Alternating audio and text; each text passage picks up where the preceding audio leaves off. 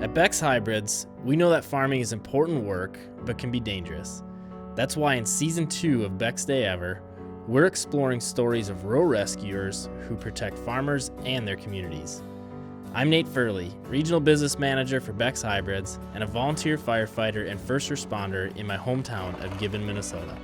I'm in Moravia, Iowa for this episode to find out about a grain bin entrapment that happened at a nearby farm on a hot August day in 2022.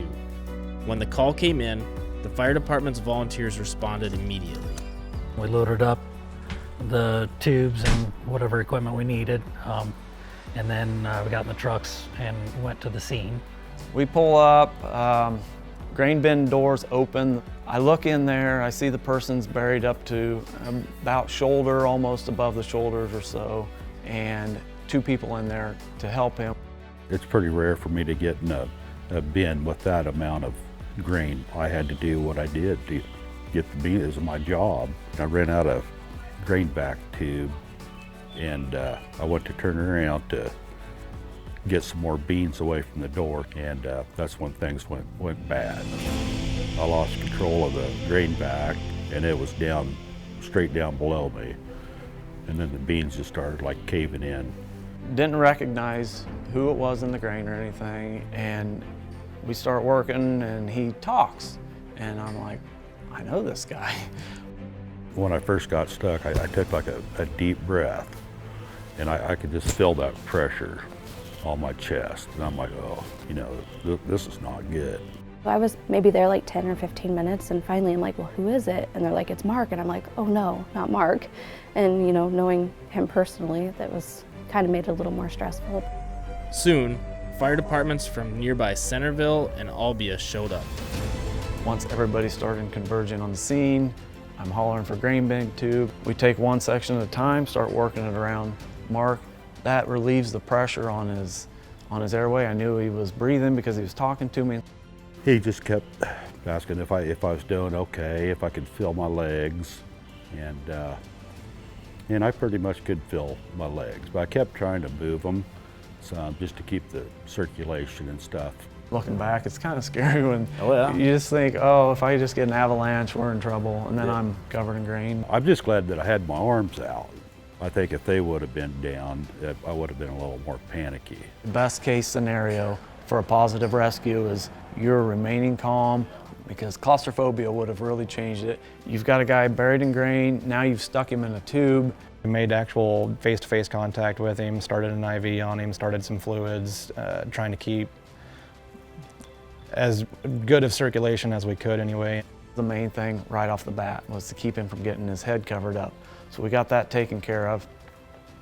Now we're working this down, I can't get it down in there, and he's got a huge 8-inch vac tube, like he's holding on to it, around his arm, it's up against his body, so that was an extreme challenge. When we first got there, we were talking like, heck, this should be quick and easy, and then, just didn't go that way. After we were there probably an hour, I'm like, this isn't good, why isn't he out? And I actually called my dad because he farms just south of where we were at, and so he actually brought his tractor and another grain vac over and helped. And honestly, I was preparing for the worst. The grain was way up on the back side of the bin. The more grain we took off of that front side, the more came from the top. And then it started shoving our tube over sideways. And it was at that point I realized we're going to have to cut the holes. When we started to cut the holes, we needed something on the backside because there was kind of a mountain, going up to the side of the wall. So we made that relief cut. Between the fire department and the farmers, there had to be 50 to 60 people. It was a warm day. You have people that are cutting and they're not paying attention to the fact that they're not drinking water and they're not taking care of themselves. Once the holes were cut, a grain back tube come flying in through the side, so I'm like, awesome, who did this, So now we're sucking grain from both sides, and that allowed us to get Mark free enough to get him up and get out of the grain bin. When he walked out of that grain bin, I couldn't believe it. It was a good feeling. I just felt relieved, and they told me I was going to have to take a helicopter ride, and I'm like, I really don't think that this is necessary. Him and I had a conversation, and I said the whole problem is, really trying to quickly to explain compartment syndrome. The blood's not been flowing in your legs. It's basically toxic. It's going to go through your body, and it can slowly create a lot of bad. And he's like, I'm fine. And I'm like, Mark, get on the cot. You're going to Des Moines. Mark was flown by helicopter to a hospital in Des Moines and was sent home that night. But the first responders know that future events might not always be so successful. It's a split second before something bad can happen. So farmers still operate the way they did 20, 30 years ago, but their equipment doesn't. They can get trapped 10 times faster than what they have been doing their whole life because technology's changed. I've always said it's not if, it's when. So I'm glad that the outcome was this way because I know that it definitely could have been different. To keep farmers safe, rescuers need support from businesses and local communities. Fortunately, Moravia had a grain tube because a local resident asked a friend to donate one. I'd reached out to Jessie and she said they didn't have one, so this guy at Kell Brothers said, well, we'll just donate it. So they delivered it here.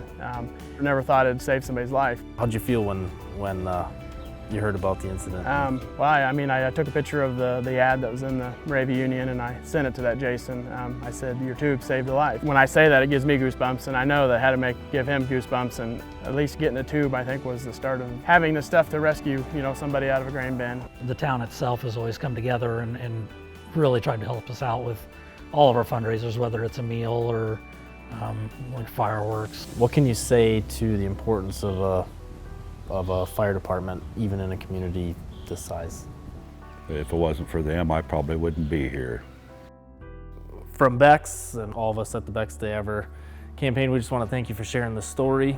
We really do feel it's important to generate hope and to raise awareness. As a token of our appreciation, we want you to accept this $5,000 donation to your fire department and to be used for tools that can be put to use in rural rescues. Thank you. Thank you very much. This is going to be a big help. Check out other episodes in our series about rural rescue and join us in celebrating farmers and the people who protect life on the farm. After all, the Beck's Day Ever is one where everyone gets home safe.